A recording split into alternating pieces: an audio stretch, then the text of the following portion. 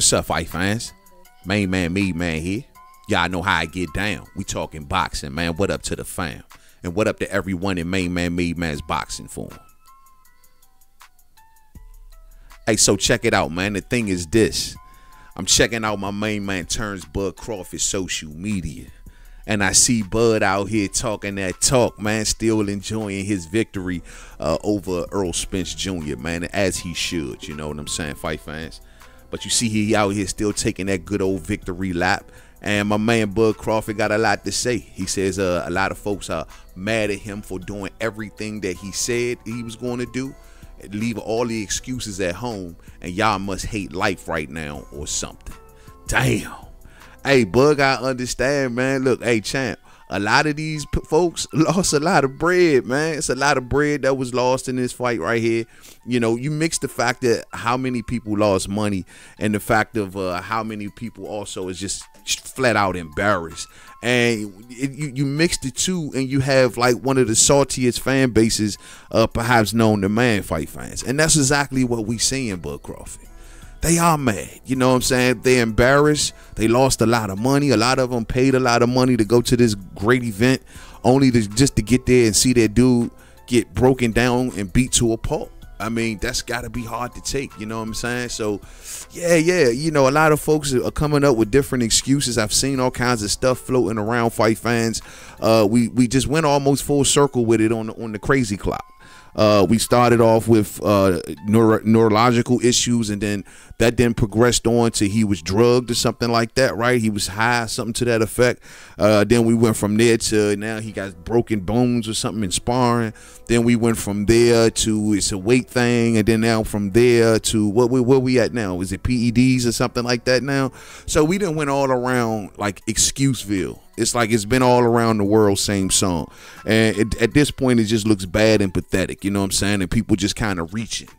And so this is what Bud Crawford is replying to. It's just like, damn, bro, like keep the excuses at home.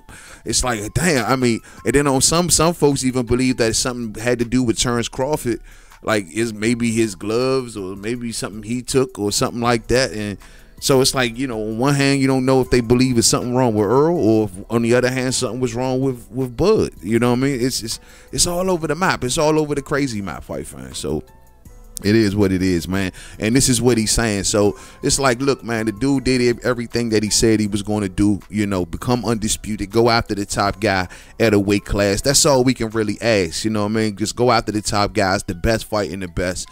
He exhibited that calling out the best every step of the way.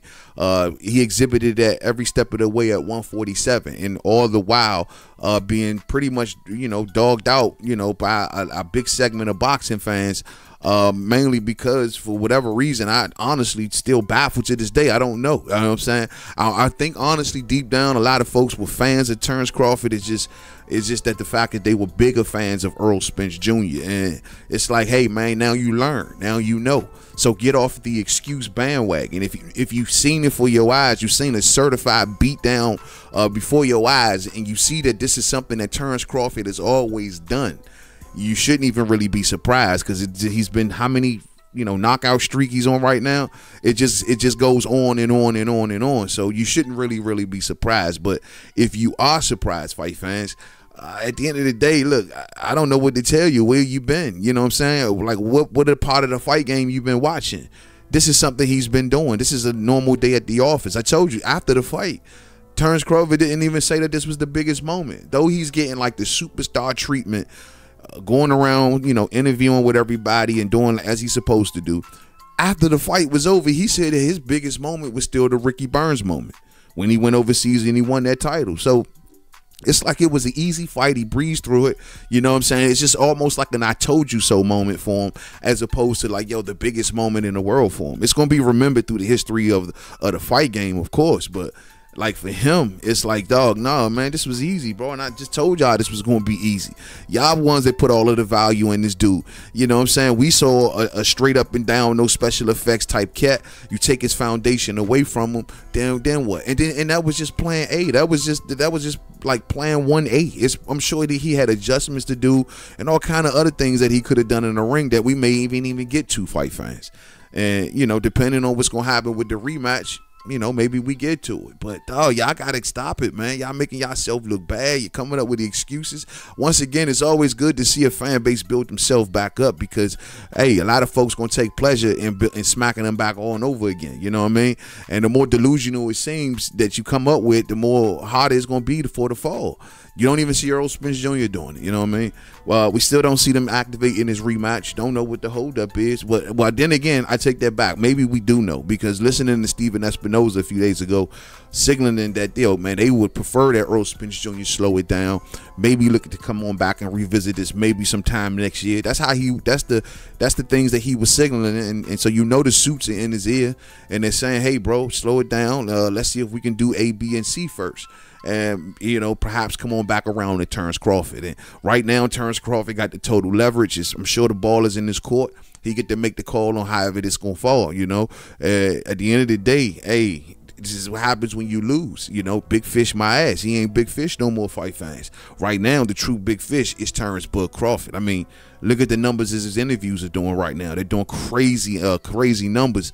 He's on every major platform you can think of, even platforms that never even cover the sport of boxing. News platforms, you know what I'm saying? So, good stuff, man. Good for Terence Crawford. Finally, well-deserved. His haters are still coming up with just these delusional excuses.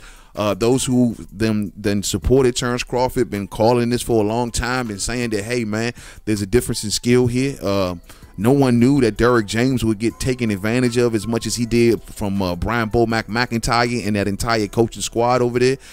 No one knew that they would run circles around the toy, the trainer of the year, and Derrick James so easy. You know what I'm saying? And Derrick James looks so novice in this moment, mainly because of the things that he said leading up into this fight. So, look, man, everyone's mad right now. They're looking for every excuse in the book. People are rewinding cameras. They're rewinding the fight. They're going through it over and over again, hoping to see something. Oh, my goodness, look at his glove. Oh, my goodness, look at his socks. Look at his shoes. Whatever you can find. You feel me? Look, only thing that folks need to worry about, look, are we going to get the rematch? And the sooner, the worse for Errol Spence Jr. The sooner we get the rematch, the worse it's going to be for him. If it happens in December, 3-round fight. If it happens next spring, 7-round fight. You feel me? You know what I mean? Still difference in skill. But at the end of the day, if people are wondering when are we going to get it, we know in their contract that it states that, yes, they are supposed to get a rematch. If someone initiates the rematch clause, that it's supposed to happen around the time frame of December, according to Steven Espinoza. So we'll see, man. But y'all got to stop being mad out there, bro. Y'all got to stop being salty, man. The man did what he did. It's in the history books. You can't turn back time. You know what I mean? You can do a lot of stuff, but you can't turn back time. You know what I'm saying? It just don't happen that way. So at the end of the day, and that beating happened. People wonder how, like, what Errol Spence Jr. can do going forward. Bro, that beating going to take some sort of toll on him. That wasn't like no easy beatdown. Put that with everything he been through, that beating is going to take a toll, and it's going to get worse on the next go round. Y'all notice how this go. A lot of y'all watch the fight game. When you take a beating, something like that, going back so soon, nah, man. You know what I'm saying? Like, this man got dropped several times.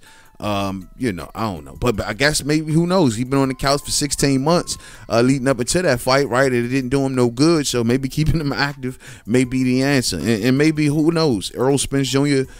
Seeing that all of this stuff, these beautiful accolades and the reception that Terence Crawford is getting around the fight game and just in coaching in general, you feel me? Maybe this may light a fuse in Errol Spence Jr. to say, hold on, now I didn't know all of this was gonna happen. I knew if he got one over me, at least I got paid, and maybe I get another shot, and so on and so forth. But now it's like, yo, the whole world is treating this dude as an all-time great. They're taking this win and they're just like using me. I'm the poster child for this man becoming like this super duper now all-time great. That damn, like he's opened up a whole can of legacy worms, fight fans.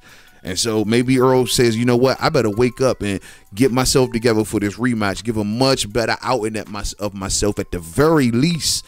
So at least his fan base, if he continues to go on in the fight game, his fan base got a reason to believe. You know what I'm saying? Because right now, people are actually abandoning his fan base right now in droves. They're going over to Boots Ennis. They're going over to these other fighters. It's crazy to see Errol Spence Jr. fans insist that Terence Crawford should fight other fighters before they fight Earl. This is what Earl was talking about while saying, people acting real kind of pussy. You know what I'm saying?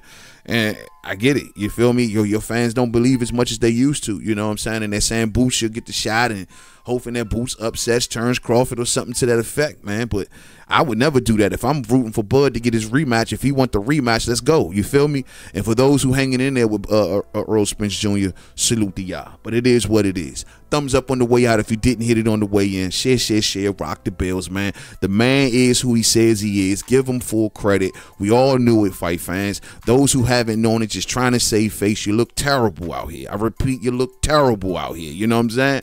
Get it together. Get your shit together. You know what I'm saying? Study the fight game. Learn something. Learn from Terence Crawford. Go back and watch some of his old fights. I'm sure that his archives don't lie, fight fans. To the next video, man. Blaze out.